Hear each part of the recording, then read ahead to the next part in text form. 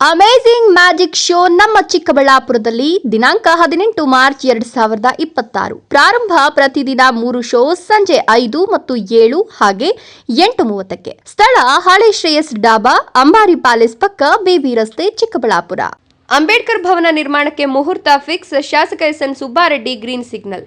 ಭಾಗ್ಯನಗರ ತಾಲೂಕು ಪಂಚಾಯತ್ ಆವರಣದಲ್ಲಿ ಅಂಬೇಡ್ಕರ್ ಭವನ ನಿರ್ಮಾಣಕ್ಕಾಗಿ ಮೀಸಲಿಟ್ಟಿದ್ದ ಸ್ಥಳದಲ್ಲೇ ಸುಮಾರು 10 ಕೋಟಿ ರೂಪಾಯಿ ವೆಚ್ಚದ ಭವನ ನಿರ್ಮಾಣ ಕಾಮಗಾರಿಗೆ ಅಂಬೇಡ್ಕರ್ ಜಯಂತಿ ದಿನದಂದೇ ಗುದ್ದಲಿ ಪೂಜೆ ಮಾಡಲಾಗುತ್ತದೆ ಹಾಗೂ ಉತ್ತಮ ಗುಣಮಟ್ಟದ ಸಂವಿಧಾನ ಶಿಲ್ಪಿ ಬಾಬಾ ಸಾಹೇಬ್ ಅಂಬೇಡ್ಕರ್ ಅವರ ಭವ್ಯ ಭವನ ನಿರ್ಮಾಣವಾಗಲಿದೆ ಅಂತ ಶಾಸಕ ಎಸ್.ಎನ್. ಸುಬ್ಬಾರೆಡ್ಡಿ ತಿಳಿಸಿದ್ದಾರೆ. ಪಟ್ಟಣದ ತಾಲೂಕು ಪಂಚಾಯತ್ ಸಭಾಂಗಣದಲ್ಲಿ ಡಾಕ್ಟರ್ ಬಿ.ಆರ್. ಅಂಬೇಡ್ಕರ್ ಹಾಗೂ ಡಾಕ್ಟರ್ ಬಾಬು ಜಗಜ್ಜೀವನ್ ರಾವ್ ಅವರ ಜಯಂತಿ ಆಚರಿಸುವ ಕುರಿತು ಆಯೋಜಿಸಿದ್ದಂತಹ ಪೂರ್ವಭಾವಿ ಸಭೆಯಲ್ಲಿ ವಿವಿಧ ಮುಖಂಡರು ಭಾಗವಹಿಸಿ ಜಯಂತಿಯನ್ನು ಅದ್ದೂರಿಯಾಗಿ ಆಚರಿಸುವ ಬಗ್ಗೆ ತೀರ್ಮಾನಿಸಿದರು. ನಂತರ ಶಾಸಕ ಎಸ್.ಎನ್. ಸುಬ್ಬಾರೆಡ್ಡಿ ಮಾತನಾಡಿ, ಪಟ್ಟಣದ ಗೂಳೂರು ವೃತ್ತದಲ್ಲಿರುವ ತಾಲೂಕು ಪಂಚಾಯತ್ ಕಚೇರಿಯ ಸ್ಥಳದಲ್ಲಿ ಅಂಬೇಡ್ಕರ್ ಭವನ ನಿರ್ಮಿಸಬೇಕು ಅನ್ನೋದು ದಲಿತ ಮುಖಂಡರು ಹಲವು ವರ್ಷಗಳಿಂದ ಮನವಿ ಮಾಡಿಕೊಂಡಿದ್ದು, ಭವನ ನಿರ್ಮಾಣಕ್ಕೆ ಸರ್ಕಾರದಿಂದ ಪ್ರಸಕ್ತ ಸಾಲಿನಲ್ಲಿ ಒಪ್ಪಿಗೆ ಸಿಕ್ಕಿರೋದು ಸಂತಸದ ವಿಚಾರವಾಗಿದೆ. ಪಂಚಾಯತ್ ರಾಜ್ ಇಲಾಖಾ ಸಚಿವ ಪ್ರಿಯಾಂಕ್ ಖರ್ಗೆ ಅವರ ಕಚೇರಿ ಸೇರಿದಂತೆ ಹಲವು ಇಲಾಖೆ ಸಚಿವರ ಕಚೇರಿಗಳಿಗೆ ಅಲೆದಾಡಿ ಬಾಗೇಪಲ್ಲಿಯ ಡಾಕ್ಟರ್ ಬಿ.ಆರ್. ಅಂಬೇಡ್ಕರ್ ಭವನ ನಿರ್ಮಾಣಕ್ಕೆ ಸರ್ಕಾರದ ಹಂತದಲ್ಲಿ ಒಪ್ಪಿಗೆ ಪಡೆದುಕೊಂಡಿದ್ದೇವೆ. ಭವನ ನಿರ್ಮಾಣಕ್ಕೆ 10 ಕೋಟಿ ರೂಪಾಯಿ ಅನುದಾನದ ಅವಶ್ಯಕತೆ ಇದ್ದು, ರಾಜ್ಯ ಸರ್ಕಾರ ಇದೀಗ 2 ಕೋಟಿ ರೂಪಾಯಿ ಮಾತ್ರ ಬಿಡುಗಡೆ ಮಾಡಿದ್ದು, ಉಳಿದಂತಹ 8 ಕೋಟಿ ರೂಪಾಯಿಗಳ ಅನುದಾನವನ್ನು ವಿವಿಧ ಇಲಾಖೆಗಳ ಮೂಲಕ ಪಡೆದುಕೊಂಡು 10 ಕೋಟಿ ರೂಪಾಯಿ ವೆಚ್ಚದಲ್ಲಿ ಸುಸಜ್ಜಿತವಾದ ಭವ್ಯ ಭವನ ನಿರ್ಮಿಸುವ ಕನಸು ಕಂಡಿದ್ದೇನೆ. ಏಪ್ರಿಲ್ 14ರಂದು ನಡೆಯಲಿರುವ ಡಾಕ್ಟರ್ ಬಿ.ಆರ್. ಅಂಬೇಡ್ಕರ್ ಜಯಂತಿ ದಿನದಂದು ಭವನ ನಿರ್ಮಾಣ ಕಾಮಗಾರಿಗೆ ಭೂಮಿ ಪೂಜೆ ನೆರವೇರಿಸಲು ಮುಹೂರ್ತ ನಿಗದಿ ಮಾಡಿದ್ದು, ತಾಲೂಕು ದಲಿತ ಪರ ಸಂಘಟನೆಗಳ ಮುಖಂಡರು ಕಾರ್ಯಕ್ರಮವನ್ನು ಯಶಸ್ವಿಗೊಳಿಸುವ ಹೊಣೆ ತೆಗೆದುಕೊಳ್ಳಬೇಕಾಗಿದೆ ಎಂದರು. ಮೊದಲು ಬುದ್ಧಿ ಪೂಜೆ ಮಾಡಿ ಎಲ್ಲಿ ಸಭೆ ಮಾಡಬೇಕು, ಎಲ್ಲಿ ಜನ ಸೇರಿಸಬೇಕು, ಅದ್ರ ಮೇಲೆ ಒಂದು ಮತ್ತೆ ಇನ್ನೊಂದು ದಿವಸ ಮಾಡೋಣ. ನಮ್ಮ ಇದು ನಾನಂತೂ ಈಗ ಎಲ್ಲರೂ ಇದ್ದಾರೆ, ಎಲ್ಲರೂ ಮಾಧ್ಯಮಿಕರು ಇದ್ದಾರೆ. ನಾವು ಮಾಡೋದ್ರ ಮೇಲೆ ಈ ತರ ಪೂರ್ವಭಾವಿ ಸಭೆ ಮಾಡಿ Ambedkar Jayanti, Republic Day, Independence Day, November 1 Karnataka ದಿವಸ ಮಾತ್ರ. ಬೇರೆ ಜಯಂತಿಗಳಿಗೆ ತಿಂಗಳು 3-4 ಇದೆ. ನಾವು ಬಂದು ಅಧಿಕಾರಿಗಳ ಪ್ರಿಲಿಮಿನರಿ ಮೀಟಿಂಗ್ ಮಾಡಕ್ಕೆ ಒಂದು ದಿವಸ ಅಧಿಕಾರಿಗಳ ಟೈಮ್ ವೇಸ್ಟ್ ಮಾಡೋದು, ಆವತ್ತೊಂದು ಟೈಮ್ ನನಗಿಷ್ಟ ಇಲ್ಲ. ನಾನು ಬೇರೆ ಜಯಂತಿ ಅಧಿಕಾರಿ ಜವಾಬ್ದಾರಿ ಕೊಟ್ಟಿದ್ದೀನಿ. ಜಯಂತಿ ದಿವಸ ಬಂದು ಇದಕ್ಕೆ ಮಾತ್ರ ಈ 4 ಹಬ್ಬಗಳಿಗೆ, ರಾಷ್ಟ್ರೀಯ ಹಬ್ಬಗಳಿಗೆ ನಾನೇ ಖುದ್ದಾಗಿ ಪೂರ್ವಭಾವಿ ಸಭೆಯನ್ನು ಮಾಡ್ತೀನಿ. ಇದಕ್ಕೆ ಬೇಕಾದ ವ್ಯವಸ್ಥೆಯನ್ನು ಮಾಡ್ಕೊಳ್ಳಕ್ಕೆ ನಾನು ರೆಡಿ ಇದ್ದೀನಿ ಇದರಲ್ಲಿ. ಯಾಕಂದ್ರೆ ಈಗ ಯಾರೋ ಮಾತನಾಡ್ತಾ ಇದ್ದೀನಿ, ಜಯಂತಿ ಹೆಂಗಿದೆ, ತಿಂಗಳು 3-4 ತಿಂಗಳು.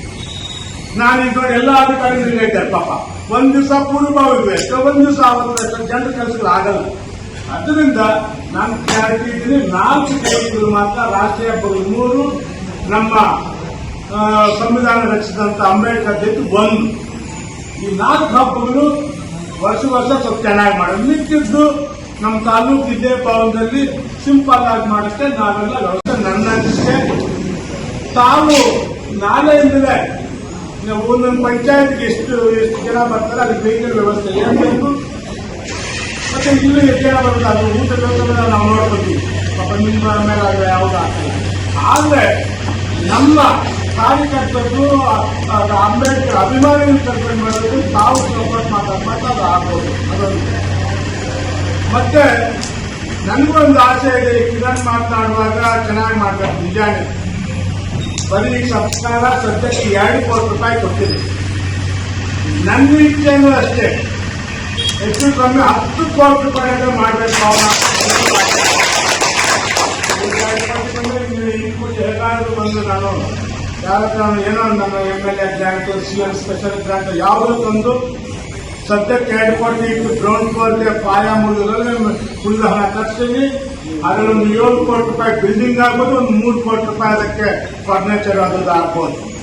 ಇದು ಮ್ಯಾಕ್ಸಿಮಮ್ ನನ್ಗೆ ಎಷ್ಟು ಬೇಕು, 8 ಕೋಟಿಯಿಂದ 10 ಕೋಟಿ ಇದೆ. ನಾನೇನು 2 ಕೋಟಿಯನ್ನು ಮುಗಿಸಕ್ಕೆ ನಾನಂತೂ ರೆಡಿ ಇಲ್ಲ. ನಾನು ಮಾಡ್ತೀನಿ. ನಿಮ್ಮ ಸಹಕಾರದಲ್ಲಿ ಖಂಡಿತವಾಗ್ಲೂ 8ರಿಂದ 10 ಕೋಟಿಯಲ್ಲಿ ಈ ಭವನ ಮಾಡ್ಕೊಡ್ತೀನಿ, ನನ್ನ ಮಾತಿಲ್ಲ. ಹಾಗೆ ಬೇರೆ ಯಾವುದೇ ವಿಚಾರ ಇರ್ಬೋದು,